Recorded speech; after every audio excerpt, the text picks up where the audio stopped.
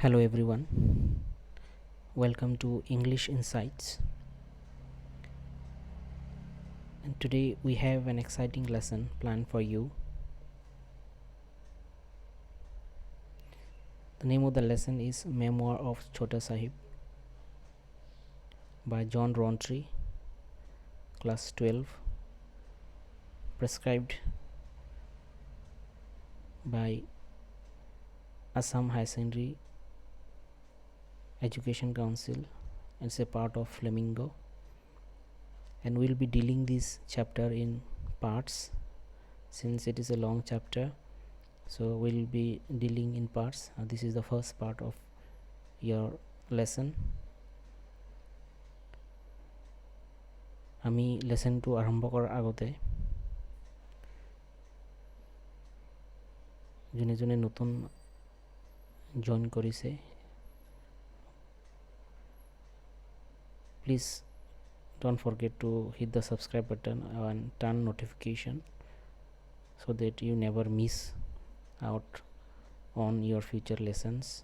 আগন্তুক যিবিলাক লেসন আহি থাকিব সো এইবিলাক তোমালোকে নোটিফিকেশন পাই থাকিব কাৰণে এই চ্যানেলটো সাবস্ক্ৰাইব কৰি ল'বৰ কাৰণে মই ৰিকুৱেষ্ট কৰিছো। তোমালোকক মই এইটো চ্যানেলৰ জৰিয়তে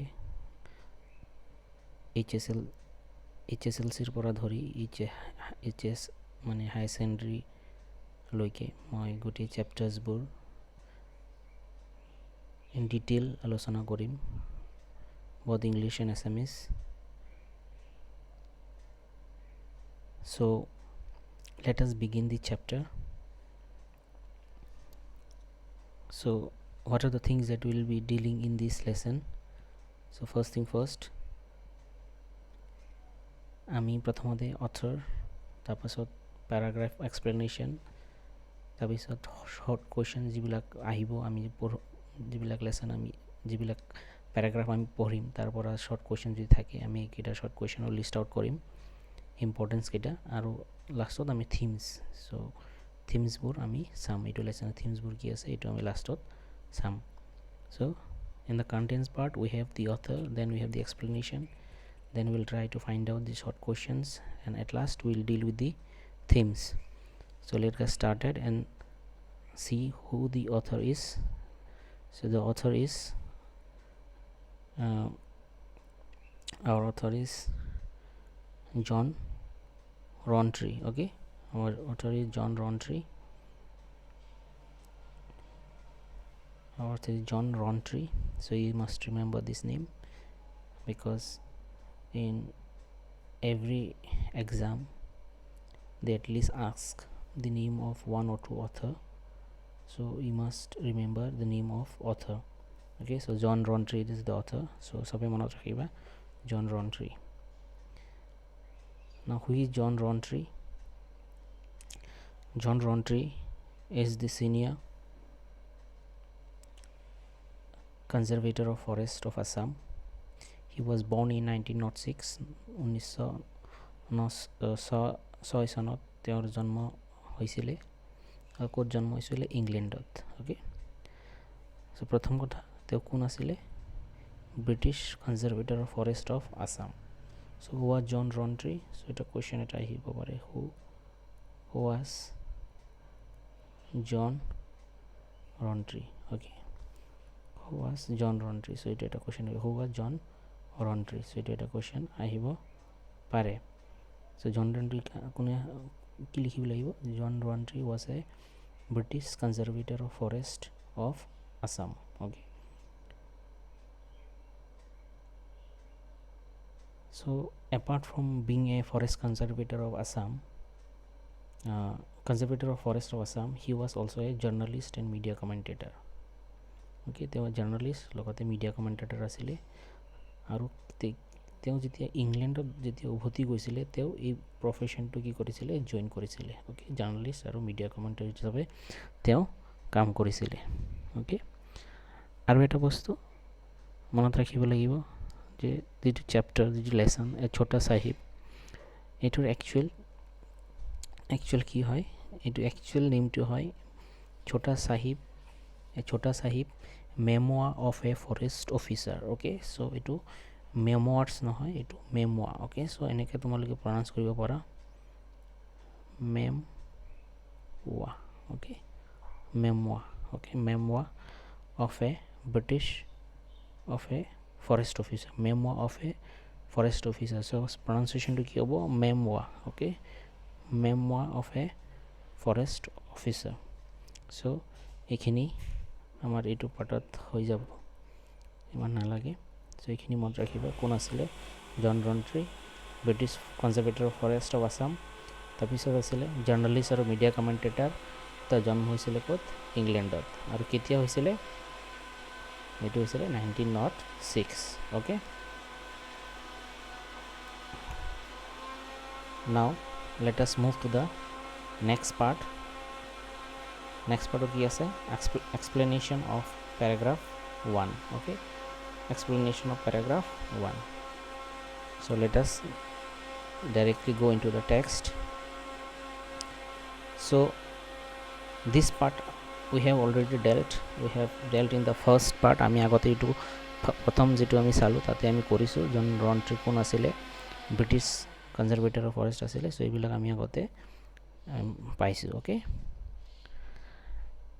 আৰু এটা বস্তু দিছে যে এই চেপ্টাৰটো মেমোয়াৰ্স অফ ছোটা সাহিব, মেমোয়াৰ অফ এ ছোটা সাহিব, এইটো আসল টেক্সটৰ নাম হৈছে কি a Chota Sahib memoir of a forest officer. Okay, আৰু এইটো এটা অংশহে। ওকে, এইটো টেক্সটৰ পৰা যেটো টেক্সটৰ নাম হৈছে কি? টেক্সটৰ নাম হৈছে a Chota Sahib memoir of a forest officer. So this is the main text, and from this text this excerpt has been taken. Okay, this excerpt eta part, excerpt mane hoise eta part onkho. So this excerpt has been taken from the book a Chota Sahib Memoir of a Forest Officer. বুঝি পাইছা নে? I hope you got it. So the book is this. Okay, this is the book a Chota Sahib Memoir of a Forest Officer. Okay, this is the name of the book, and from this book এইটো কিতাপৰ পৰা এই অংশটো লোৱা হৈছে। এই অংশটো ঠিক আছে, মেমোয়াৰ অফ এ ছোটা সাহিব, এই অংশটো লোৱা হৈছে। এইটো এটা part. কোনটোৰ part? It's Chota Sahib memoir of a forest officer. Okay, আৰু এক্সেপ্ট এইটো হৈছে, এই ৱৰ্ডটোৰ মিনিং হৈছে কি? Just a part. Okay, part of something. Okay, so এইখিনি আমি আগতে কৰিছো, ইমান নালাগে, জাষ্ট এইখিনি বস্তু মই তোমাক কৈ দিলো। Now let us look into the text, what is there in the text. So you can see here we have arrived at Guwahati. So we are reading out this whole paragraph. We arrived at Guwahati after a long dusty journey across India and made our first home on the bank of Brahmaputra as the cold weather was getting underway and the climate becoming bearable. The Public Works Department had given the walls of the bungalow a coat of fresh lime wash and had painted the woodwork liberally with earth oil. In front was a raised portico which served as a carport, and on top a veranda from which we had a splendid view of the river and its shipping, and beyond the Himalayas. In the foreground was a peacock island with the dome of a Hindu temple just visible through the trees. I never discovered peacocks but only monkeys on the island. Okay, so in this part what the author is trying to say is that he arrived at Guwahati. So he arrived at Guwahati after a long dusty journey. So ইয়াতে কি কৈছে? গুৱাহাটী তেওঁ আহি পাইছিলে। আৰু কেনেকৈ আহি পাইছিলে? এটা গোটেই ইণ্ডিয়াত তেওঁ জাৰ্ণি কৰি আছিলে, আৰু জাৰ্ণি কৰাৰ পাছতহে লাষ্টত গৈ ইয়াতে ক'ত আহিছে? গুৱাহাটীত আহি পাইছিলে। Okay, so' he came to Guwahati after travelling across India, and it was a long dusty journey, and then he at last came at Guwahati. And at Guwahati he settled at the bank of river Brahmaputra, where he was allotted a bungalow as he was an officer, conservator officer. So tak eta bungalow dia hoisile aru tate to nijor ghor banaisile. Okay, আৰু সেইটো সময় কি আছিলে cold weather আছিলে cold weather মানে শীতকাল আহি আছিলে so' cold weather is getting under way and the climate becoming bearable আৰু ক্লাইমেটটো কি আছিলে সহ্য কৰিব পৰা আছিলে ইমান গৰমো নাছিলে কাৰণ ছামাৰ অলমষ্ট গুচি গৈছিলে আৰু উইণ্টাৰ আহি আছিলে চ' এইটো সময়ত কি আছিলে ইট ৱাজ বেৰেবল চ' এই শব্দটো বেৰেবল মানে সহ্য কৰিব পৰা ঠিক আছে চ' বেৰেবল মানে সহ্য কৰিব পৰা নাও The public works department had given the walls of a bungalow a coat of fresh lime wash and painted the woodwork liberally with art well. So he is giving a description of his bungalow. বাংলোৰ বিষয়ে কৈ আছে যে বাংলোৰটো কেনেকুৱা আছিলে যে যেতিয়া তেওঁ আহিছিলে তেতিয়া নতুনকৈ কি কৰা হৈছিলে লাইম ৱাছ চূণেৰে ৰং কৰা হৈছিলে আৰু কাঠৰ যিবিলাক পৰ্চন আছিল অংশবিলাক আছিলে আগৰ দিনৰ যিবিলাক ঘৰকেইটা তোমালোকে দেখিছাই চাগে আধাখিনি কি থাকে কাঠৰ থাকে আধাখিনি অলপ প্লাষ্টাৰ কৰা থাকে তেনেকুৱা আছিলে চ' কাঠৰ অংশখিনি মাটিৰ যিটো তেল হয় সেইটো দি কি কৰিছিলে পেইণ্ট কৰিছিলে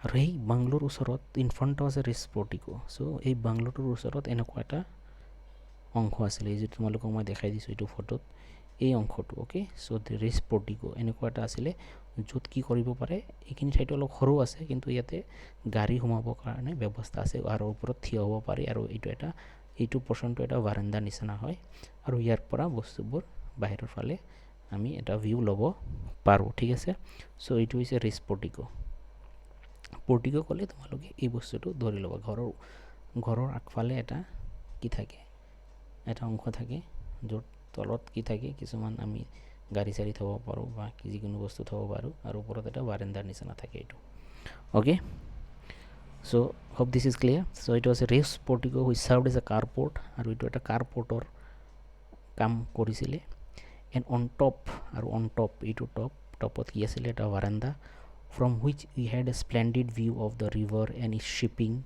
with the dome of a Hindu temple just visible through the trees okay so ইয়াৰ পৰা এটা ধুনীয়া এটা ভিউ তেওঁ দেখিবলৈ পাইছিলে কিহৰ নদীৰ লগতে নদীৰ যিবিলাক জাহাজ চলাচল কৰি আছিলে সেইবিলাক দেখা পাইছিলে আৰু লগতে কি আছিলে তাৰ পৰা যিহেতু এইটো ব্ৰহ্মপুত্ৰৰ পাৰত আছিলে আৰু ব্ৰহ্মপুত্ৰৰ ইফালে কি আছিলে পিকক আইলেণ্ড আছিলে আৰু যিটো আমি বৰ্তমান কি বুলি কওঁ উমানন্দ বুলি কওঁ সেইটো আছিলে আৰু সেইটো তেওঁ সেই বাৰাণ্ডাৰ পৰা দেখিবলৈ পাইছিলে যদিও ট্ৰী আছিলে গছ আছিলে আৰু এই গছবোৰৰ মাজেদি এই ডোমটো দেখিবলৈ পাইছিলে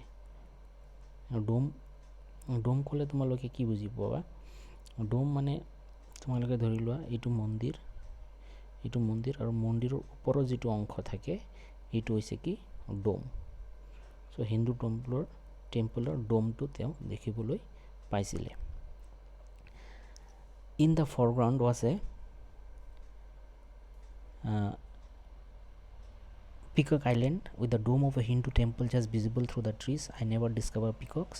আৰু পিকক আইলেণ্ড উমানন্দ যিটো পিকক আইলেণ্ড বুলি কৈছে সেই উমানন্দত তেওঁ শুনিছিলে আগৰ নামটো কি আছিলে পিকক আইলেণ্ড যদিও পিকক আইলেণ্ড নাম আছিলে তথাপিও তাতে পিকক নাছিলে কি আছিলে মাংকিছ আছিলে অ'কে কি আছিলে মাংকিছ পিককটো নাই কি আছিলে মাংকিছ আছিলে okay so' that was something interesting for the author because the name was Peacock Island but there was no peacock instead it had monkeys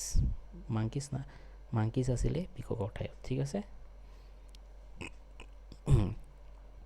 and now next paragraph as the cold weather advanced the Brahmaputra shrank and the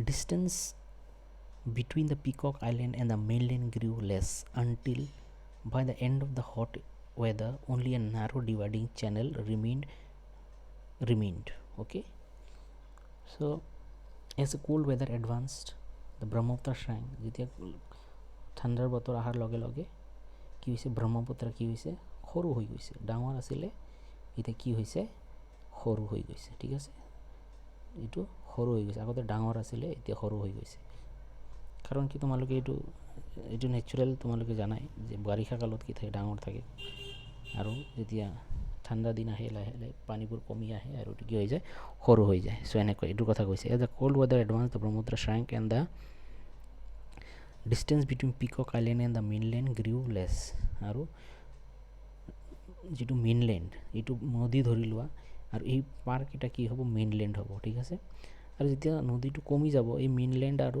মেইনলেণ্ডটো ইফালে আহি যাব হয় নে নহয় চাপি আহিব চ' কি হ'ব এই ডিষ্টেঞ্চটো কি হৈ যাব কমি যাব অ'কে চ' এইটো চেনেল অ'কে আৰু কি থাকে লাষ্টত গৈ সৰু এটা চেনেল থাকে ডাঙৰ বিশাল নদীটো এটা সৰু চেনেললৈ ৰূপান্তৰিত হৈ যায় যেনেকৈ এনেকৈ দেখা পাইছা এইটো বিশাল হয় এইটো গোটেইটো নদী কিন্তু লাহে লাহে এইটো কি হৈছে সৰু হৈ গৈছে এইটো চেনেল অ'কে চ' এইটো হৈছে চেনেল তোমালোকৰ সুবিধাৰ কাৰণে মই এইটো ফটোটো ইয়াতে দি দিছোঁ দেখিছেনে চ' এইটো হৈছে এটা চেনেল নাও there was a belief that if this channel ever dried up completely it would mean the end of the British Raj so অসমত এটা কি আছিলে there was a belief এটা বিশ্বাস আছিলে যে কি এই চেনেলটো যেতিয়া একেবাৰে শুকাই যাব তেতিয়া কি হ'ব ব্ৰিটিছসকলৰ কি হ'ব ৰাজত্বটো কি হ'ব দেশত আমাৰ কি হ'ব নাইকিয়া হৈ যাব এইটো এটা বিলিফ আছিলে মানুহৰ মাজত so in some years it very nearly did but whether one could walk dry shore to the island in 1947 independence year in some years it very nearly did আৰু লেখকে কৈছে যে এনেকুৱা কিছুমান বছৰ আছিলে বা ইয়াৰ্ছ আছিলে য'ত এই নদীটো একেবাৰে শুকাই গৈছিলে কিন্তু নাইকিয়া হৈ যোৱা নাছিলে but whether one could walk dry shore to the island in 1947 independence year I don't know because I no longer lived in Guwahati at that time so ইয়াতে কি কৈছে এনেকুৱা কিছুমান আছিলে বছৰ য'ত একেবাৰে নদীটো শুকাই গৈছিলে অলপ অলপ পানী আছিলে কিন্তু একেবাৰে শুকাই যোৱা নাছিলে কিন্তু যেতিয়া 1947 ইণ্ডিপেণ্ডেন্স হৈছে so according to the belief কি হ'ব লাগে according to the belief যেটো বিশ্বাস আছিলে নদীটো শুকাই যাব লাগিছিলে কিন্তু শুকাইছিলে না নাই হেতু তেওঁ ক'ব নোৱাৰে ওকে সো এইটো তেওঁ ক'ব নোৱাৰে বুলি ইয়াতে কৈছে although Guwahati was a port of entry so to speak into Assam most travelers pass through on their way between Kolkata and Shillong or to district further up the valley occasionally however they stayed overnight and sometimes we had unusual visitors one of which was a tiger that had presumably been washed up by a flood the pug marks of the large cat were clearly traceable through our compound okay now Guwahati is a nerve center ধৰি লও এইটো নাৰ্ভৰ centre আমাৰ যিটো nerve থাকে ধৰি লও এইটো চেণ্টাৰ নাৰ্ভ আৰু ইয়াৰ পৰা গোটেই নাৰ্ভবোৰ বাকিফালে গৈছে সো গুৱাহাটী এইটো নাৰ্ভ চেণ্টাৰ ইয়াৰ পৰা গোটেই নাৰ্ভ বাহিৰৰ ফালে গৈছে সো যোনে বাহিৰৰ পৰা আহিছিলে আগতে গুৱাহাটীত সোমাব লাগিছিলে তাৰপিছত বেলেগ বেলেগ পাৰ্টত যাব পাৰিছিলে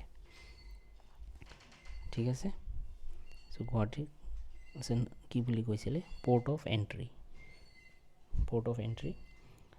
আৰু ইয়াতে বাহিৰৰ পৰা কলকাতা হওক বাহিৰৰ পৰা আহিলে pass on their way between Kolkata and Shillong or to district father of the valley আৰু বেলেগ ফালে যাব লগা হয় আসামৰ বেলেগ পাৰ্টৰ ধৰিলে শিৱসাগৰ বেলেগ ঠাই বা অৰুণাচল প্ৰদেশ এইবিলাক ঠাইত যাবলৈ লগা হ'লে গুৱাহাটীত সোমাব লাগিছিলে আৰু কেতিয়াবা কিছুমান বাহিৰৰ পৰা মানুহ আহি গুৱাহাটী যদি যোৱাৰ সুবিধা নাছিলে সেইদিনা তেতিয়া গুৱাহাটীত এটা ৰাতি থাকিছিলে আৰু এনেকুৱা ধৰণৰ আনইউজুৱেল ভিজিটৰ বহুত আছিলে আৰু তাৰ মাজত এদিন কোন আহিছিলে tiger okay so tiger was an unusual visitor বাঘ এটা নদীৰ পানীত মানে নদীৰ পানী যেতিয়া বেছি হৈছিলে তেতিয়া এনেকুৱা টাইগাৰ এটা আহিছিলে আৰু এই টাইগাৰৰ পাগ মাৰ্কছবোৰ তেওঁ দেখিবলৈ পাইছিল নিজৰ কম্পাউণ্ড তেওঁ য'ত আছিলে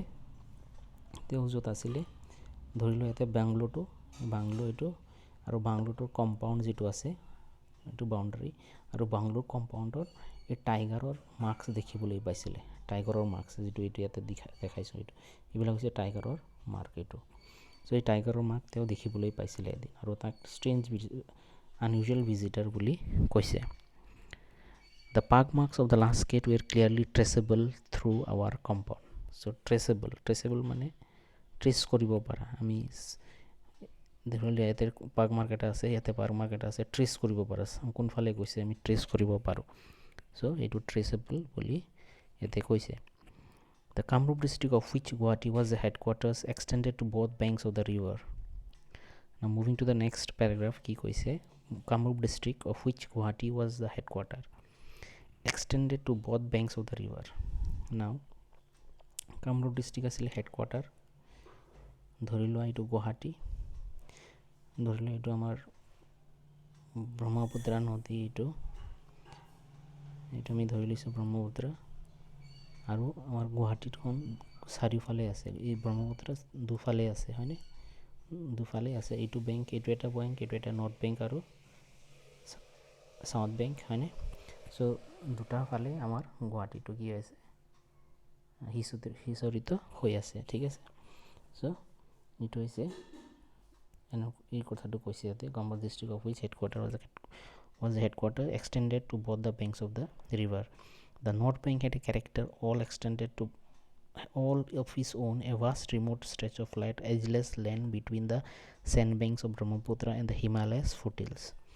So North Bank had a character নিজৰ এটা কেৰেক্টাৰ আছিলে মানে এটা বৈশিষ্ট্য কিবা এটা আছিলে বুলি কৈছে নৰ্থ বেংকৰ আৰু সেইটো হৈছে কি it's on a vast remote stretch of flat land আছিলে হয়নে সমতল ভাষ্ট বহুত বিশাল ইজলেছ land between the sand banks of Brahmaputra and the Himalayas foothills okay so' হিমালয়ৰ ফুটহিলৰ ওচৰত ক'ব পাৰি আমি এটা ডাঙৰ বিশাল এটা কি আছিলে লেণ্ড আছিলে এইটো হিমালয় ধৰি লোৱা আৰু ইয়াৰ পৰা কি হৈছে এইটো নদী হয়নে হিমালয় ফুটহিলছৰ এইখিনি ভাষ্ট এটা এক্সপান্স এটা আছিলে নৰ্থ বেংকৰ ঠিক আছে It was a strange place where the rivers dried up in the hot weather or suddenly disappeared underground আৰু কি কৈছে এইটো এখন কি আছিলে এটা আচৰিত এটা জেগা আছিলে য'ত গৰমৰ দিনত কি হৈছিলে নদীটো শুকাই গৈছিলে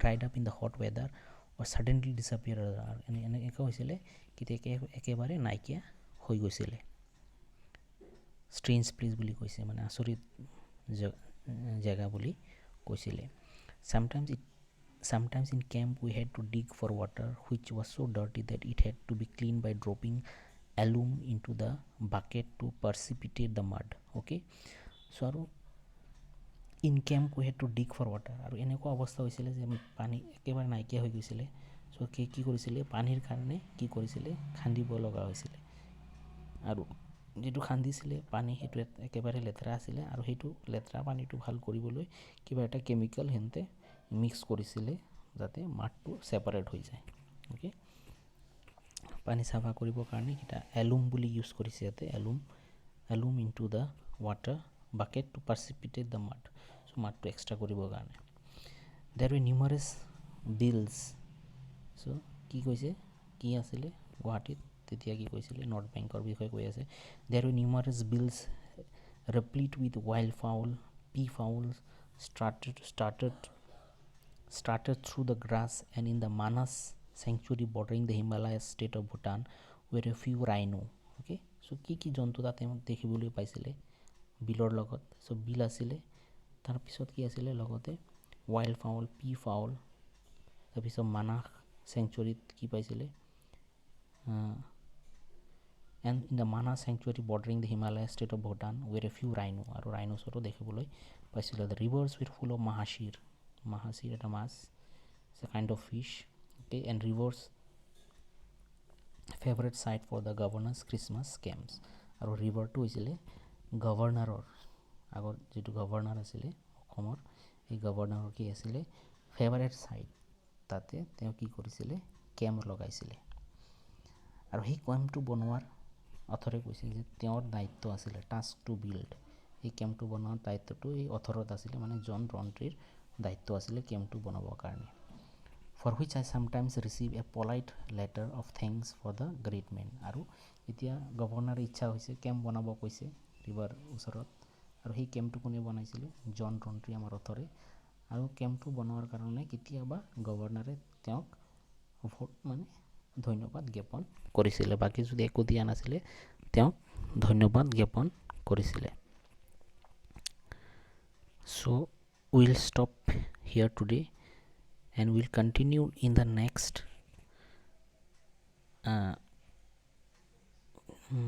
next video with the remaining part of our lesson. And meanwhile, what are the important questions that can come in your exam from this part that you have read? So one is who is John Rowntree. John Rowntree agote moi koisu etu so etu tumaloke pariba John Rowntree British conservator of forest in Assam. Then what is the book from which this lesson is taken? So it was a Chota Sahib Memoirs of a Forest Officer. So a Memoirs of Chota Sahib a lesson to corpora loise a Chota Sahib Memoirs of a Forest Officer pora loise. So these are two questions from this part. And when was he born? So this you have to remember 1906. Okay, so this is another question. So from here we arrived at Guwahati. So climate becoming bearable and getting under when the climate becoming bearable. Okay, so in this part we can get one or two questions, one more questions like what could he see from the bungalow? Okay, what could the author see from the bungalow? Okay, so this can come in your exam. So what are the things that he could see from the bungalow? So one is the river, the shipping, and he could see beyond the Himalayas, and in the foreground he could see the Peacock Island, the dome of Hindu temple just visible through the trees. Okay, so these are the things which he could see from the bungalow. Okay, so what then moving to the next page, next paragraph. So what is the belief about the channel of the or the river Brahmaputra in Assam? So it eta hibo pare ki belief asile. So there was a belief that if this channel ever dried up completely, it would mean that the end of the British Raj. So this question may also come. So who was the it airport at a question who was the unusual visitor that the author saw in his compound? Okay, so it unusual visitor kon asile unusual visitor asile the tiger. Okay, the tiger asile the unusual visitor. So again, what are the things that you could see in the north bank of Brahmaputra? Okay, so this also may come up. So these are the questions that are important for your exams. Okay, so in the next class, in the next video, we'll discuss the rest of the lesson, or it may take another 2 more classes. Till then, you just go through the text till this point and try to read and also find out few other questions if you can, and we'll continue in the next class. Thank you.